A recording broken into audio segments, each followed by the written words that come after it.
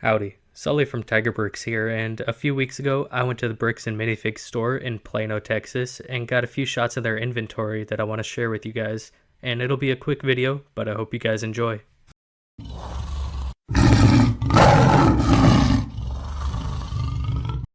So over here we have all of the collectible minifigure series, including video.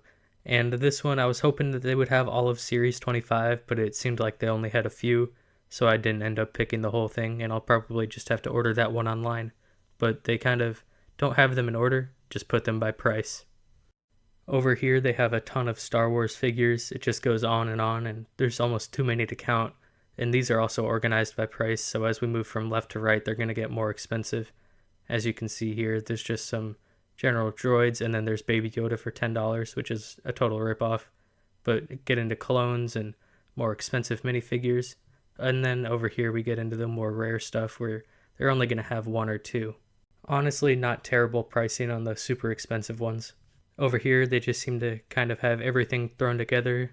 There's Shaggy from Scooby-Doo, and there's a couple Avatar minifigures. I really like the Indiana Jones minifigures over here, and then they have some Lord of the Rings. This is their superhero case, and as you can see, it's just a ton of Marvel minifigures.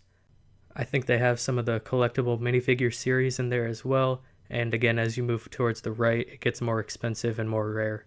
Over here we have the sealed sets, and $70 for that set was a ripoff, but they got some new and old sets. This one is really cool, and then they have just a bunch of Star Wars and Harry Potter especially, they seem to have a lot of, but most of these are just generally really overpriced. Now for the built sets, they have this Hogwarts castle that actually seemed like it was a reasonable price, and I believe it comes with all the minifigures.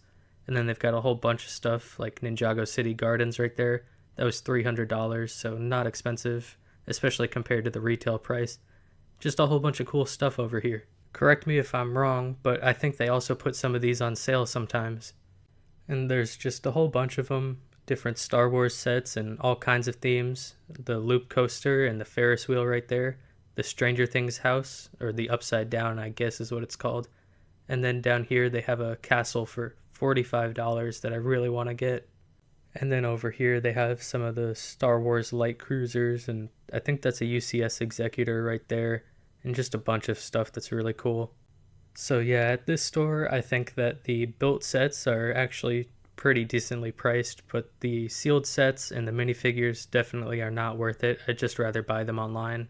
On top of that, their trade-in value was also a pretty bad deal, and I ended up selling stuff for way less than I should have sold it for.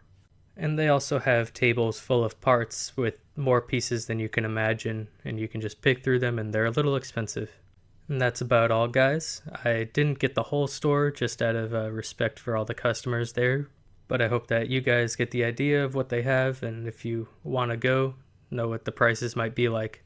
Let me know what you guys think in the comments, and I'd definitely be willing to do more videos like this. If you guys want to like the video and subscribe, that would be appreciated. See ya.